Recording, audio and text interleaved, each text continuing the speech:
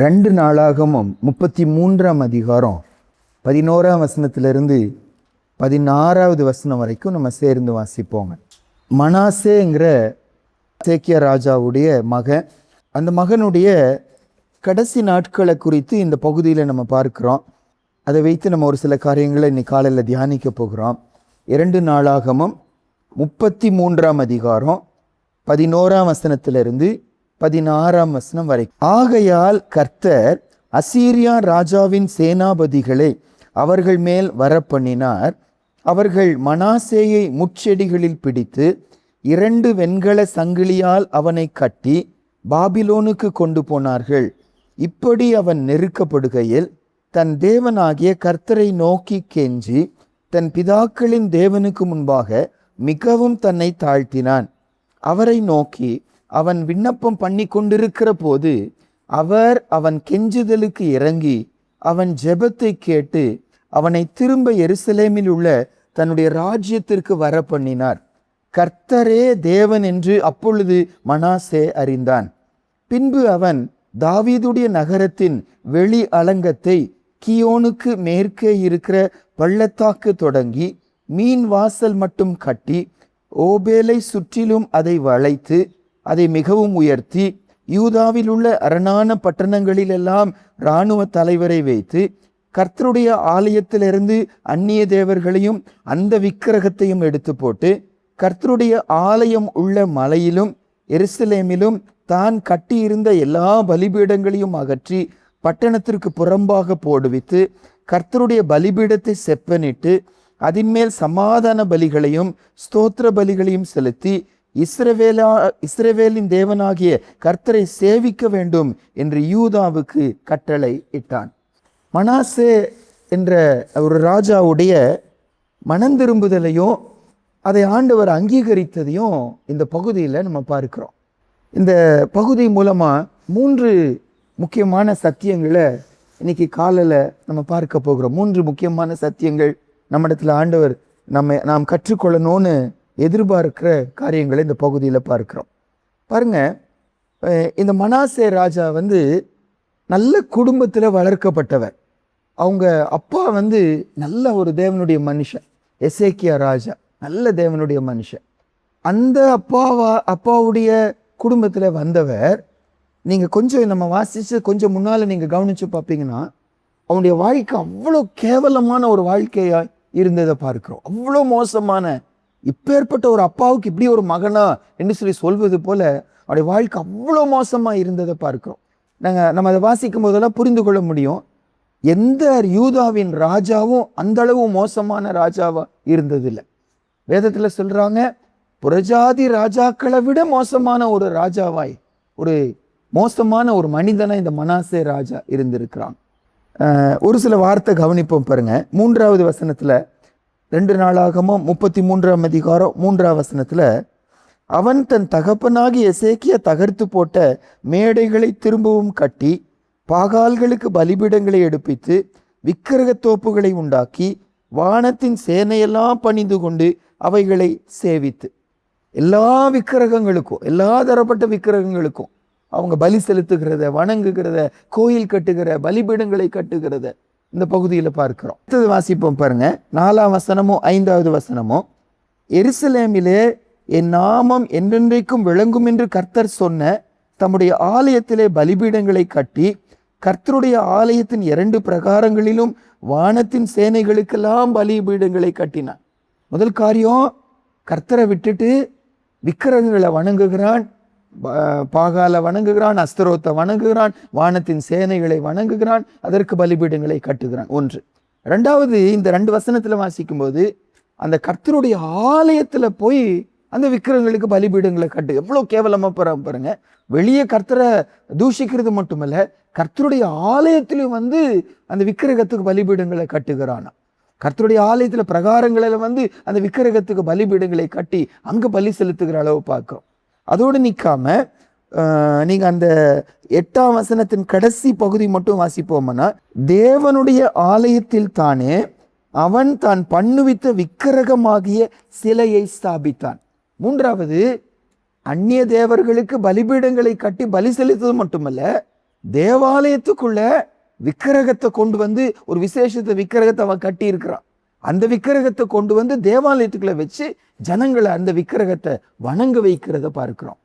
நான்காவதாக ஆறாவது வசனத்துல அவன் இன்னும் குமாரரின் பள்ளத்தாக்கிலே தன் குமாரரை தீமிதிக்க பண்ணி நாளும் நிமித்தமும் பார்த்து பில்லி சூன்யங்களை அனுசரித்து அஞ்சனம் பார்க்கிறவர்களையும் குறி சொல்லுகிறவர்களையும் வைத்து கர்த்தருக்கு கோபம் உண்டாக அவர் பார்வைக்கு மிகுதியும் பொல்லாப்பானதை செய்தான். அடுத்தது அந்த பகுதி என்ன வாசிக்கிறோம்? தன்னுடைய மகனை கொண்டு போய் அந்நிய விக்கிரகத்துக்கு பலி செலுத்துகிறானா, தீமிதிக்க செய்கிறான் என்று சொல்லி பார்க்கிறோம். தன்னுடைய கர்த்தர் கொடுத்த மகனை கொண்டு போய் அந்நிய தேவர்களுக்கு தீமிதிக்க பண்ணி பலி செலுத்துகிறத இந்த இடத்துல பார்க்கிறோம். அது மாத்திரம் இல்ல, நீங்க 9வது வசனத்துல பாருங்க. 9வது வசனத்துல அப்படியே கர்த்தர் இஸ்ரவேல் புத்திரருக்கு முன்பாக அழித்த ஜாதிகளை பார்க்கிலும் யூதாவும் எருசலேமின் குடிகளும் பொல்லாப்பு செய்யத்தக்கதாய் மனாசே அவர்களை வழி தப்பி போக பண்ணினான். தான் வழி தப்பி போனது மட்டுமில்லாம தன்னுடைய ஜனமும் வழி தப்பி போக அவங்களுக்கு ஆலோசனை கொடுக்கிறான், அவங்களுக்கு வழி வகுக்கிறான் என்று சொல்லி பார்க்கிறோம். அதோடு நிற்காம 10வது வசனத்துல கர்த்தர் மனாசேயோடும் அவனுடைய ஜனத்தோடும் பேசின போதும் அவர்கள் கவனிக்காதே போனார்கள். ஆண்டு தன்னுடைய ஊழியக்காரங்களை அனுப்புகிறாரு, தீர்க்கதரிசிகளை அனுப்புகிறாரு, எச்சரிக்கிறாங்க. என்ன எச்சரித்தோம் அந்த வார்த்தைக்கு என்ன செய்யல? கவனம் வைக்கவே இல்லை. பாருங்க, ஸ்டெப் பை ஸ்டெப் அவனுடைய வாழ்க்கை. விக்கிரகத்தை வணங்குகிறான், விக்கிரகத்துக்கு பலிபீடங்களை தேவனுடைய ஆலயத்துல கொண்டு வந்து வைக்கிறான், விக்கிரகத்தையே கொண்டு வந்து தேவனுடைய ஆலயத்துல வைக்கிறத பார்க்கிறோம். தன்னுடைய பிள்ளைகளை தன்னுடைய அந்நிய தேவர்களுக்கு பலி செலுத்துவதை, தீமிதிக்க பண்ணுவதை நம்ம பார்க்கிறோம். தன்னுடைய தேச ஜனங்க தான் மட்டும் தப்பு செய்யல, தன் தேச ஜனங்களும் பாவம் செய்ய வைக்கிறத பார்க்கிறோம். கடைசியா ஆண்டவர் எச்சரித்து திரும்ப திரும்ப திரும்ப எச்சரித்தோம். அந்த கவனிக்காமே போய் பாவத்தின் மேல் பாவம் செய்து எல்லா ராஜாக்களை விட மோசமான ராஜாவை போனதை பார்க்கிறோம். கொஞ்சம் கூட மனம் திரும்புதலே இல்லாம போனதை பார்க்கிறோம். ஆனா இந்த பகுதி நம்ம கற்றுக் கொடுக்கிற முதல் பெரிய பாடம் என்ன? அவ்வளோ மோசமான ராஜாவா இருந்தோம், அந்த சகோதரன் மேல ஆண்டவர் அன்பு வைத்தாரு, அந்த சகோதரன் மேல இரக்கம் வச்சாரு, அந்த சகோதரனை மனம் திரும்புவதற்கு ஆண்டவர் காரியங்களை செய்தார். ரொம்ப ஆச்சரியம் என்னன்னாங்க, எந்த ராஜாவும் இந்த மனாசே ராஜாவுடைய அளவுக்கு ராஜாவா இருக்கவில்லை. அப்படின்னு என்ன அர்த்தம்னா, அந்த பீரியட், இப்போ தாவீது 40 வருஷம் அரசாண்டான், சாலமோன் 40 வருஷம் அரசாண்டான் அப்படின்னு சொல்லி வாசிப்போம். இன்னொரு ராஜா உசியா ராஜா 52 வருஷம் அரசாண்டான் என்று சொல்லி பார்ப்போம். ஆனா இந்த சகோதரன் 55 வருடங்கள் ராஜாவா இருந்தான்னு பார்க்கிறோம். அதாவது ஆண்டவர் எந்த அளவு அந்த மகன் மேல நம்பிக்கை வச்சாருன்னா, நாட்களை கூட்டி கொடுத்து கொண்டே வருகிறார், வருஷங்களை கூட்டி கொடுத்து கொண்டே வருகிறார். 55 வருஷம் ராஜாவை அரசாளுகிறார். ஏன் அதை கர்த்தர் செய்கிறார்? மனம் திரும்ப அவனுக்கு என்ன செய்கிறார்? ஆண்டவர் வாய்ப்பு கொடுத்துட்டே வருகிறார். இப்ப நம்ம கூடங்க ஆயுசு நாட்களை கூட்டி கொடுக்கிறார் என்பது, நாம் இன்னும் நல்ல நல்ல தேவனுடைய பிள்ளைகளா இருக்கிறோம், இந்த பூமியில வருஷத்தை கூட்டி கொடுக்கிறார் என்று சொல்லி அல்ல. கூட்டி கொடுக்கிறாரனாலே அர்த்தம் என்ன? நம்ம இன்னும் என்ன செய்யல? ஆயத்தமாகல. நம்ம இன்னும் அவரோடு போவதற்கு இன்னும் ஆயத்தமாகல. நாட்களை கூட்டி கொடுக்கிறாரு, மனம் திரும்ப வைக்கிறாரு. மனம் திரும்பணும் நாட்களை கூட்டி கொடுத்து கொண்டே இருக்கிறார். இந்த மனாசேக்கு ஆயுசு நாட்களை கூட்டி கொடுத்து கொண்டே வந்தார், ராஜாவா இருப்பதற்கு நாட்களை கூட்டி கொண்டே வந்தார். ஆண்டுடைய நோக்கம் ஒரு நாள் நிறைவேறிடுச்சு. ஆண்டவர் மனாசேயை மனம் திரும்ப பண்ணினாருன்னு வாசிக்கிறோம். இப்போ முதல் சத்தியம், மனாசேயை மனம் திரும்ப வைக்க முடியுமானா? நம்ம குடும்பத்துல ஒரு சிலர் ரொம்ப கேவலமா போயிட்டே இருக்கலாம், ஆண்டவர் மனம் திரும்பவே மாட்டேங்கிறாங்களே, எவ்வளோ பிரச்சனை, எவ்வளோ ஆபத்து வருகிறது, எவ்வளோ வியாதி வருகிறது, மரணப்படுக்கைக்கு போயிட்டாங்க, ஆனாலும் மனம் திரும்ப மாட்டேங்கிறாங்க, உணர்வில்லாம போறாங்களே. வசனம் சொல்லுது, மனாசேயை மனம் திரும்ப வைத்த ஆண்டவர். நாம தொடர்ந்து ஜெபித்துட்டே இருக்கும்போது, பாரத்தோடு இருக்கும்போது, சாட்சியா நிற்கும் போது, நாளொன்று வரும், சம்பந்தப்பட்ட அந்த கணவனை, சம்பந்தப்பட்ட மனைவியை, சம்பந்தப்பட்ட சகோதரனை, சகோதரிய, மகனை கர்த்தரால மனம் திரும்ப வைக்க முடியும். மனாசே வாழ்க்கை நமக்கு ஒரு நம்பிக்கையை கொடுக்கதை பார்க்கிறோம். யோவான் 1ஆம் அதிகாரத்துல 9வது வசனத்துல வாசிப்போம் பாருங்க. நமக்கு தெரிஞ்ச வசனம், உலகத்திலே வந்து எந்த மனுஷனையும் பிரகாசிப்பிக்கிற ஒளியே அந்த மெய்யான ஒளி. எந்த மனுஷனையும். அப்ப அந்த இடத்துல நம்ம குடும்பத்துல யாரோ குறித்து நமக்கு ரொம்ப பாரமா இருக்கு, நாட்கள் கடந்து போகிறது, எப்போ மரணம் வரும்னு சொல்லி தெரியாது, எப்போ ஆண்டுடைய வருகை வரும் தெரியாது, இன்னும் மனம் திரும்ப மாட்டேங்கிறாங்க. மனாசே சம்பவத்தை வச்சு ஆண்டு நம்மோடு பேசுறாரு. எந்த மனுஷனையும் பிராக்கெட்ல நம்ம குடும்பத்தாரை மட்டும் தவிர்த்து அல்ல, அது நம்ம பிள்ளைங்களும் அடங்குறாங்க, நம்ம கணவனும் அடங்குகிறாங்க, யாரோ குறித்து பாரம் கொடுறோம்ல அவங்களும் அதில் அடங்குகிறாங்க. எந்த மனுஷனையும் பிரகாசிப்பிக்கிற மெய்யான ஒளிதான் நான் நீங்களை ஆராதிக்கிற ஒரு வல்ல தேவன். எந்த அளவு பாவம் பெருகி கொண்டே போகிறதோ நமக்கு மனசு பாரமாகிறது. ஆண்டவரே மனம் திரும்ப மாட்டேங்கிறாங்களே, பாவத்தின் மேல் பாவம் செய்து கொண்டே போகிறாங்களே. ரோமர்ல ஒரு வசனம் வாசிக்கிறோம் பாருங்க. ரோமர் 5ஆம் அதிகாரத்துல ஆண்டுடைய வழிகள் ரொம்ப வித்தியாசமானதுங்க. ஆண்டுடைய அன்பும் இறக்கமும் ரொம்ப வித்தியாசமானது. ரோமர் 5ஆம் அதிகாரம் 20வது வசனத்தில், மேலும் மீறுதல் பெருகும்படிக்கு நியாயப்பிரமாணம் வந்தது, அப்படி இருந்தும் பாவம் பெருகின இடத்தில் கிருபை அதிகமாக பெருகிற்று. பாவம் பெருகின இடத்தில் கிருபை அதிகமாக பெருகிறது. பாவம் அதிகமாயிட்டே போகும்போது பாவத்தை விட கிருபை வலிது, கிருபை பெரிது. ஆண்டு கிருபை கொடுக்க வல்லவராக இருக்கிறார். பவுல் சொல்கிறாரு, நான் அவ்வளோ மோசமா போனேன். எந்த அளவு மோசம்னா, அவர் தன்னை குறித்து அவர் ஜட்ஜ் பண்றது என்னன்னா, பூமியில பாவிகளின் லிஸ்ட் போட்டாங்கன்னா அந்த பாவிகள் ஃபர்ஸ்ட் இடத்துல யார் தான் இருப்பேன்? நான் தான் இருப்பேன். பவுல் சொல்லுகிறார், பாவிகளில் பிரதான பாவி நான். ஆனாலும் என்னையும் ஆண்டு ரட்சித்தார். ஏன் என்ன ரட்சித்தார்னா, யாரையும் ரட்சிக்க முடியும் என்று சொல்லி ஜனங்களுக்கு விளங்க பண்ணுவதற்காக என்ன ஒரு திருஷ்டாந்தமா வைத்தார். இவ்வளவு கேவலமாய் வாழ்ந்த பவுல் அப்போஸ்தலன் ரட்சிக்க முடியுமானா? யாரையும் ரட்சிக்க முடியும். அந்த வசனம் எங்கன்னாங்க, 1 தீமோத்தேயு புஸ்தகம் 1ஆம் அதிகாரம் 15-16 பவுல் அப்போஸ்தலன் தன்னுடைய சாட்சியை வச்சு சொல்லுகிற ஒரு வார்த்தை பாருங்க. 1 தீமோத்தேயு 1ஆம் அதிகாரம் 15-16. 1 Timothy chapter 1 15 and 16. புதிய ஏற்பாடுல 286வது பக்கம். 1 தீமோத்தேயு 1ஆம் அதிகாரம் 15-16 வாசிப்போமாங்க. பாவிகளை ரட்சிக்க கிறிஸ்து இயேசு உலகத்தில் வந்தார் என்கிற வார்த்தை உண்மையும் எல்லா அங்கீகரிப்புக்கும் பாத்திரமுமானது. அவர்களில் பிரதான பாவி நான். அப்படி இருந்தும் நித்திய ஜீவனை அடையும்படி இனிமேல் இயேசு கிறிஸ்துவினிடத்தில் விசுவாசமாய் இருப்பவர்களுக்கு திருஷ்டாந்தம் உண்டாகும் பொருட்டு பிரதான பாவியாகிய என்னிடத்தில் அவர் எல்லா நீடிய பொறுமையும் காண்பிக்கும்படிக்கு இரக்கம் பெற்றேன். அவ்வளோ மோசமான பாவியான எனக்கு ஆண்டு இரக்கம் பாராட்டுவாரனா? உங்க குடும்பத்தில் இருக்கும் இரக்கம் பாராட்ட மாட்டாரா? ஆண்டவரால செய்ய முடியும். நம்பிக்கை வரும்படி என் வாழ்க்கை ஒரு திருஷ்டாந்தமாய் இருக்கிறத வாசிக்க. மனாசே லைஃபும் அப்படிதான். அவ்வளோ மோசமான ஒரு ராஜாவுக்கு நாட்களை கூட்டி கொடுத்து கொண்டே வந்தார். நாள் ஒன்று வந்துச்சு, அவனை சந்திச்சாரு, ஆண்டவர் அவனை ரட்சித்தாரு. தேவனுடைய மனுஷனா அவன் வாழ்க்கை முடிந்து போனதை நம்ம பார்க்கிறோம். எந்த மனுஷனையும் பிரகாசிப்பிக்கிற மெய்யான ஒளி ஒன்று. இரண்டாவதாகங்க 2 நாளாகமும் 33ஆம் அதிகாரத்துக்கு மறுபடியும் வருவோம். 33ஆம் அதிகாரத்துல இந்த சகோதரனை ஆண்டவர் மனம் திரும்ப வைப்பதற்கு எல்லா வழிகளையும் பயன்படுத்தினார். நாட்களை கூட்டி கொடுத்தாரு, எச்சரிப்பு கொடுத்தாரு, நன்மை செஞ்சாரு, ஆசீர்வதிச்சாரு. ஆனாலும் மனம் திரும்பல. கடைசியில் ஆண்டவர் அவனுக்கு அந்த அசீரிய ராஜாவை அவன் பக்கமா என்ன செய்யறார்? அனுப்புகிறார். பாருங்க, நம்ம வாசிப்போம். 11ஆம் வசனம் வாசி. 11, 12, 13 வாசிப்போம். ஆகையால் கர்த்தர் அசீரியா ராஜாவின் சேனாபதிகளை அவர்கள் மேல் வரப்பண்ணினார். அவர்கள் மனாசேயை முட்செடிகளில் பிடித்து 2 வெண்கல செங்கிலியால் அவனை கட்டி பாபிலோனுக்கு கொண்டு போனார்கள். இப்படி அவன் நெருக்கப்படுகையில் தன் தேவனாகிய கர்த்தரை நோக்கி கெஞ்சி தன் பிதாக்களின் தேவனுக்கு முன்பாக மிகவும் தன்னை தாழ்த்தினான். அவரை நோக்கி அவன் விண்ணப்பம் பண்ணி கொண்டிருக்கிற போது அவர் அவன் கெஞ்சுதலுக்கு இறங்கி அவன் ஜெபத்தை கேட்டு அவனை திரும்ப எருசலேமில் உள்ள தன்னுடைய ராஜ்யத்துக்கு வரப்பண்ணினார். கர்த்தரே தேவன் என்று அப்பொழுது மனாசே அறிந்தார். எதற்கும் அசியல, எதற்கும் மாறல. கடைசி ஆண்டவர் ஒரு பெரிய உபத்திரவத்தை அனுப்புகிறாரு, ஒரு நியாய தீர்ப்பை அனுப்புகிறாரு, எதிரிகளை அனுப்புகிறாரு. கொக்கி போட்டு இழுத்துட்டு போனாங்களாம்.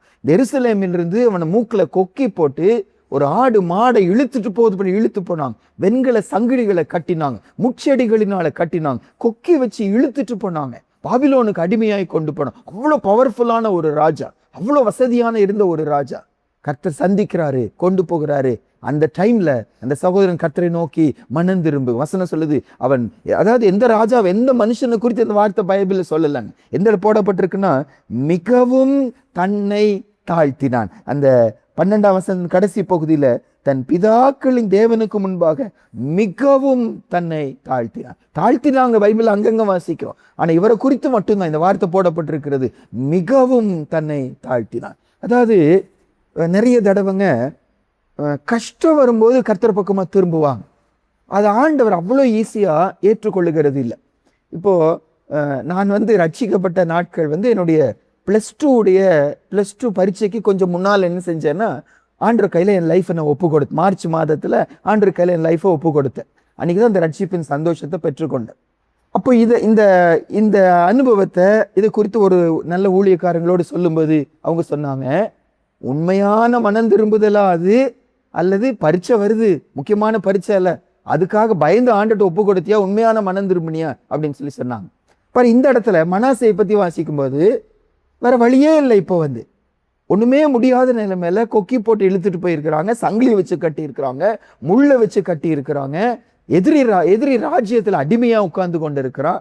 இப்போ கர்த்தரை நோக்கி என்ன செய்கிறான், கூப்பிடுகிறான். ஏன்னா அவங்க அப்பா அழகா வளர்த்தி இருக்கிறார். எசேக்கியா அழகாக இந்த சகோதரனை வளர்த்திட்டு வந்திருக்கிறாங்க. எசேக்கியா வாழ்க்கையை நன்கூடா பார்த்திருக்கிறார். அதனால ஞாபகம் வருகிற கர்த்தர் பக்கமா திரும்புகிறாங்க.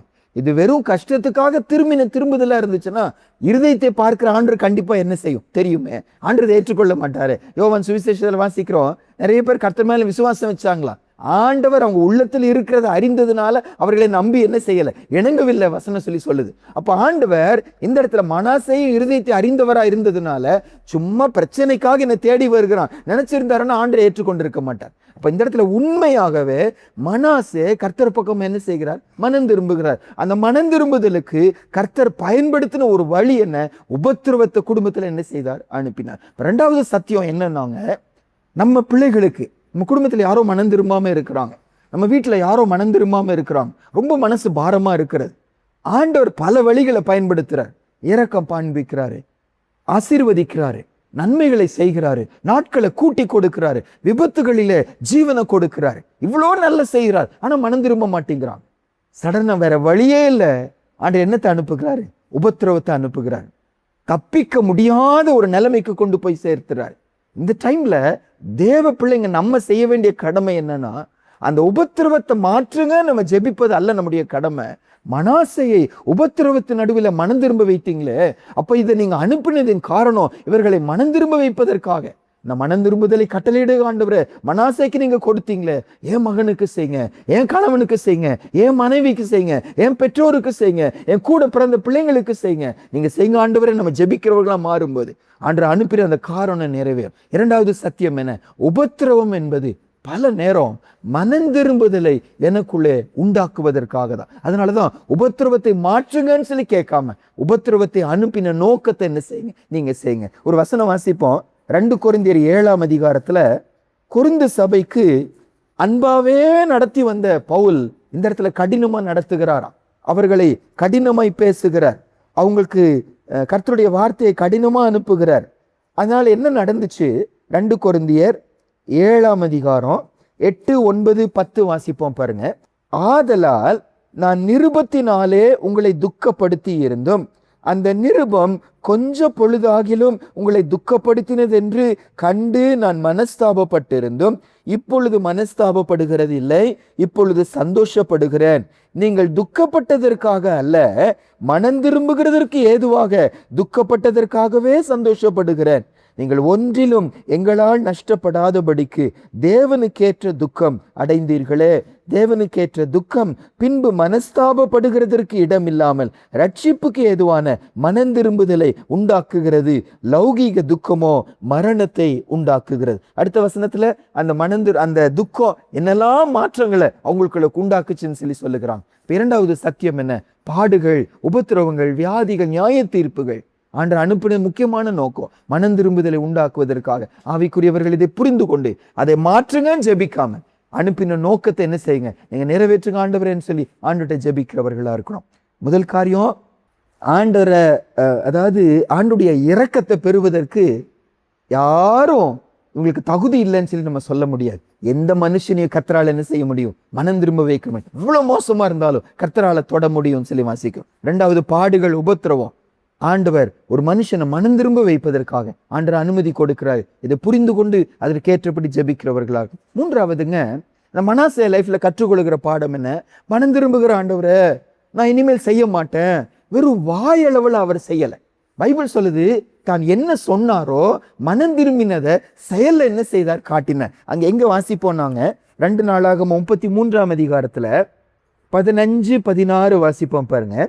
கர்த்தருடைய ஆலயத்தில் இருந்து அந்நிய தேவர்களையும் அந்த விக்கிரகத்தையும் எடுத்து போட்டு கர்த்தருடைய ஆலயம் உள்ள மலையிலும் எருசலேமிலும் தான் கட்டியிருந்த எல்லா பலிபீடங்களையும் அகற்றி பட்டணத்திற்கு புறம்பாக போடுவித்து கர்த்தருடைய பலிபீடத்தை செப்பனிட்டு அதன் மேல் சமாதான பலிகளையும் ஸ்தோத்திர பலிகளையும் செலுத்தி இஸ்ரவேலின் தேவனாகிய கர்த்தரை சேவிக்க வேண்டும் என்று யூதாவுக்கு கட்டளையிட்டார். என்னெல்லாம் தவறு செய்தானோ அந்த தவறுகளெல்லாம் என்ன செய்யறாரு? சரிப்படுத்துகிறார். பலிபீடங்களை கட்டுகிறாரு, அந்த பலிபீடத்தெல்லாம் உடைச்சு போடுகிறாருன்னு பார்க்கிறோம்.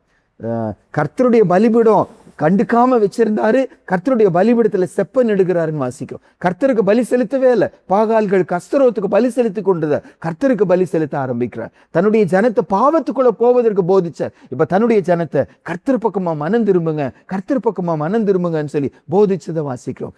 கிரியையில என்ன செய்தார்? காட்டினார். ஆண்டவர் மட்டும் எதிர்பார்க்கிறது மனம் திரும்புதல் வெறும் அழுகையில நின்று விடக்கூடாது. நிறைய தடவை அவங்க அழுகிறத பார்த்து நம்ம ஏமாந்துடுறோம். பயங்கரமா அழுகிறாங்க, பயங்கரமா வேதனைப்படுகிறோம், பயங்கரமா வார்த்தைகளை பேசுகிறாங்க, ஜெபம் பண்ணுகிறாங்க, அதுல ஏமாந்து போயிடும். ஆண்டவர் ஏமாறுகிறது இல்லை. ஆண்டவர் எதிர்பார்க்கிறாரு மனம் திரும்புதலை செயல்ல என்ன செய்யணும்? காட்டணும். மனாசே செயல்ல காட்டின உண்மையான மனம் திரும்புதல் செயல்ல என்ன செய்யும்? காட்டும். பாருங்க, மத்தேயு 3ஆம் அதிகாரத்துல ஞான ஸ்நானம் எடுப்பதற்கு பலதரப்பட்ட மக்கள் யோவான் ஸ்நானகன்ட்ட வருகிறான். இவங்கெல்லாம் வருவாங்களா என்பது போல நினைக்கிற அளவு நிறைய பேர் வருகிறாங்க. அப்போ அவங்கள பார்த்து யோவான் ஸ்நானகன் சொன்ன ஒரு வார்த்தை பாருங்க. மத்தேயு 3ஆம் அதிகாரம் 7ஆம் வசனமும் 8வது வசனமும், பரிசேயரிலும் சதுசேயரிலும் அநேகர் தன்னிடத்தில் ஞான ஸ்நானம் பெறும்படி வருகிறதை அவன் கண்டு, விரியன் பாம்பு குட்டிகளே, வருங்கோபத்துக்கு தப்பித்து கொள்ள உங்களுக்கு வகை காட்டினவன் யார்? மனம் திரும்புதலுக்கு ஏற்ற கனிகளை கொடுங்கள். வெறும் ஞானஸ்நானம் எடுத்துட்டா பத்தாது, அழுதுட்டு வந்துட்டா பத்தாது, மனஸ்தாபப்பட்டா பத்தாது. மனம் திரும்பினீங்க என்பதை கிரியையில என்ன செய்யுங்க? காண்பிக்க ஆரம்பிங்க. மனாசே கிரியையில காண்பிச்சாங்க. இன்னைக்கு காலையில் நமக்கு முன்னால 3 சத்தியங்கள் வைக்கப்படுகிறது. யாரையும் ரட்சிக்க கர்த்தரால முடியும். நம்பிக்கை இழக்க வேண்டாம். ரொம்ப நாள் ஜெபிச்சிட்டோம், மாற்றமே இல்லை, மோசம் போயிட்டே இருக்கிறோம். ஆண்டவர் சொன்னாரு, பாவம் பெருகிற இடத்துல கிருபை பெருகும். மரணம் வருகிற வரைக்கும், ஜீவன் இருக்கிற வரைக்கும் நம்பிக்கை இருக்கிறது. தொடர்ந்து நம்பிக்கையோடு ஜெபிப்போம். பவுலை ரட்சித்தவர், மனாசையை ரட்சித்தவர். நம்ம யாரை குறித்து கவலைப்படுகிறோமோ ரட்சிக்க கர்த்தர் வல்லவராய் இருக்கிறாருன்னு வாசிக்கிறோம். இரண்டாவதாக, எல்லா வழிகள் அது பயன்படாம போனாலும் இறுதியில கர்த்தர் உபத்திரவத்தை அனுப்புவார். அந்த உபத்திரவம் வரும்போது மாற்றுங்கன்னு சொல்லி நம்ம ஜெபிக்க வேண்டாம். ஆண்டவரை செஞ்சீங்கன்னு கேட்க வேண்டாம். இது மனம் திரும்புதலுக்காக செஞ்சிருக்கிறார். ஆண்டோட ஒத்துழைப்போம், ஜெபம் பண்ணுவோம், மனம் திரும்பல தாங்க ஆண்டவரேன்னு சொல்லி ஜெபிப்போம். கர்த்தர் அதை செய்வார். மூன்றாவது, மனம் திரும்புதல் வெறும் உணர்ச்சி வசப்படுதலா இல்லாம அது செயல்ல இருக்கணும். மனம் திரும்புதலுக்கு ஏற்ற கனிகளை நாமும் கொடுப்போம், மற்றவங்களுக்கு கொடுக்கும்படி ஜெபம் பண்ணுவோம், ஆண்டவர்ட்ட அர்ப்பணிப்போம். இன்னைக்கு காலையில ஒருவேளை நம்ம குடும்பத்தார் ஒரு சிலரை குறித்து கவலை, பாரம், ஆண்டவரே ஜெபிக்க மாட்டேங்கிறாங்களே, ஜெபத்துக்கு வர மாட்டேங்கிறாங்களே, இப்படியே வேலைன்னு சொல்லி போகிறாங்களே, வியாபாரம்னு சொல்லி போறாங்களே, மோசமா நடந்து கொண்டு இருக்கிறாங்களே, மேலும் குடித்து கொண்டே இருக்கிறாங்களே, மேலும் பாவம் செய்து கொண்டே இருக்கிறாங்களே, சடலம் மரணம் வந்துச்சுன்னா நரகம் போயிடுவாங்களே. ஆண்டவர் நம்மோடு இன்னைக்கு காலையில பேசுறாரு, எந்த மனுஷனையும் பிரகாசிப்பிக்கிற மெய்யான ஒளி நான் மகளே. நான் யாரையும் பிரகாசிப்பிக்க முடியும். மனாசேயை ரட்சித்த ஆண்டவர், பவுல் அப்போஸ்தலனை ரட்சித்த ஆண்டவர், நம்ம குடும்பத்தாரை ரட்சிக்க வல்லவர். சொந்து போகாம தொடர்ந்து ஜெபித்து கொண்டே இருப்போம். ஆண்டவர் கிரியை செய்வாரு. நாளொன்று வரும், நம்ம கண்ணீருக்கு, நம்முடைய ஜெபத்துக்கு பதில் கிடைக்கிற நாள் ரொம்ப தூரத்துல இல்லை. ஆண்டவரே, நம்பிக்கை இழக்க விடாதீங்க. ஆண்டவர்ட்ட அர்ப்பணிப்போம். சீக்கிரம் இந்த நாள் வரட்டும். ஆண்டவரே, எங்க கண்கள் அதை காண உதவி செய்யுங்க. உபத்திரவங்களும் பாடுகளும் கர்த்தர் அனுப்புகிற ஒரு முக்கியமான ஒரு காரணம் மனம் திரும்புதலை உண்டாக்குவதற்காக. ஒருவேளை இன்னைக்கு நம்ம குடும்பத்துல, நம்ம லைஃப்ல உபத்திரம் அனுமதி கொடுத்திருப்பாருன்னா அதை அசட்டை பண்ண மாற்றுங்கன்னு கேட்காம அனுப்பின நோக்கத்தை நிறைவேற்றுங்க. ஆண்டவரே, நான் மனம் திரும்ப வேண்டிய பகுதிகளை காட்டுங்க சுவாமி, என் குடும்பத்தார் மனம் திரும்ப வைங்க ஆண்டவரேன்னு சொல்லி ஆண்டுகிட்ட அர்ப்பணிப்போம். மனம் திரும்புதலை வெறும் உணர்ச்சி வசப்படுதலோடு நிறுத்தி விடாம கிரியையில, கனிகளில காட்ட பிரயாசப்படுவோம். ஆண்டவர் கிருபை கொடுப்பார். மகா பரிசுத்தம் உள்ள நல்ல தகப்பனே, ஆண்டவர் இந்த காலவேளைக்காக நன்றி செலுத்துகிறோம். நெடுநாட்களா ஒரு சிலருடைய மனம் திரும்புதலுக்காக ஒரு சிலர் அழுது கொண்டிருப்பது நமக்கு தெரியும் சுவாமி. உபவாசித்து கொண்டிருப்பது உமக்கு தெரியும் ஆண்டவரே. ஐயா, இன்றைக்கு வர மாட்டாங்களா? இன்றைக்கு ஒப்பு கொடுக்க மாட்டாங்களா? இன்றைக்கு தேவனுடைய சமூகத்துக்கு வர மாட்டாங்களா? இன்றைக்கு என் குடும்பத்துல மாற்றம் வராதா? அழுது கொண்டிருக்கிற ஒவ்வொருடைய அழுகை நீங்க கேட்கிற ஆண்டவர் அப்பா. மனாசேயை ரட்சித்த ஆண்டவர், பவுலை ரட்சித்த ஆண்டவர். ஆண்டவரே, உம்மால யாரையும் ரட்சிக்க முடியுங்கிற நம்பிக்கை எங்களுக்கு கொடுப்பதற்காக ஸ்தோத்திரம். தொடர்ந்து நம்பிக்கையுடைய சிறைகளே அரணுக்கு திருங்கள், இரட்டிப்பான நன்மையை இன்றைக்கே தருவேன் என் வசனத்தின்படி. ஒருவேளை சிறைப்பட்டது போல எங்க குடும்பம் இருக்கலாம் சுவாமி, கண்ணீரில் இருப்பது போல இருக்கலாம், அவமானத்துல இருப்பது போல இருக்கலாம். ஆனா நாள் என்று வரும், கர்த்தர் குறித்த ஒரு நாள் வரும் ஏசப்பா. அன்னைக்கு நீங்க எங்கள் சந்தோஷத்தை காண பண்ணுவீங்க. அதற்காக நாங்க நன்றி செலுத்துகிறோம். அன்று தொடர்ந்து ஜெபிக்க உதவி செய்யுங்க. உபத்திரவத்தை நீங்க அனுப்பும்போது மாற்றுங்கன்னு சொல்லி சொல்லாம, உபத்திரவத்தை அனுப்பின நோக்கம் நிறைவேற ஜெபிக்க புரிந்து கொள்ள கர்த்தர் எங்களுக்கு கிருபை கொடுங்க. மனம் திரும்புதலை வெறும் அழுகையில வார்த்தையில நிறுத்தி கொள்ளாம செயல்ல காட்டுகிறவர்களா, கனிகளிலே காட்டுகிறவர்களா கர்த்தர் எங்களை எல்லாரையும் மாற்றும்படியா நாங்கள் ஜெபிக்கிறோம். துதி கன மகிமை உமக்கு செலுத்துகிறோம். இயேசுவின் மூலம் ஜெபிக்கிறோம் நல்ல பிதாவே, ஆமென்.